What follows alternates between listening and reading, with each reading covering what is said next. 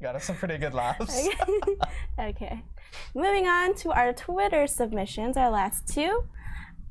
We got multiple images from at Nisupula FIN. I don't know if I'm saying your name right, but This is a pretty nice setup. A ton of RGB. Yes, there's lots of lights, attracted my eye at least. All right. It looks good. Let me analyze this. Do we have any more photos actually? Yeah, there is. Ooh, I like this photo. Ooh. So check out. So the case is from Corsair. I'm not sure exactly which model case that is, but Corsair does make some pretty nice cases. We actually work very closely with Corsair here at Gigabyte. We have a lot of friends there, so we do like, you know, co-promotion, co-branding together as companies. So it's pretty cool to see our hardware together from a fan. I like it.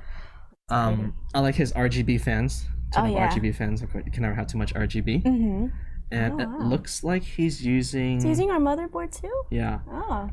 Okay, my guess is that he's using a X470 Aorus Gaming 7 motherboard. And the reason why I think that is because the heatsink... I don't know if you can take a look. It's kind of hard to see, but like our X470 Gaming 7 has like these fin heatsinks, which look a little bit like visually different than our other motherboards. So I think he's using the Gaming 7 board, but I always could be wrong because my eyes deceive me. Your cable management is on point. There's no cables. He makes the cables invisible. Yeah, That's how good job. He's got those white cable extensions, right? Just to make it look a little bit cleaner. And nice choice of graphics card. Actually, can I go to a previous photo? Yeah.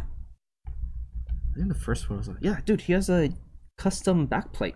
Ooh. Is that something that he built himself? Wow. Oh, that's so cute. Yeah, it's like a smiley face in there too.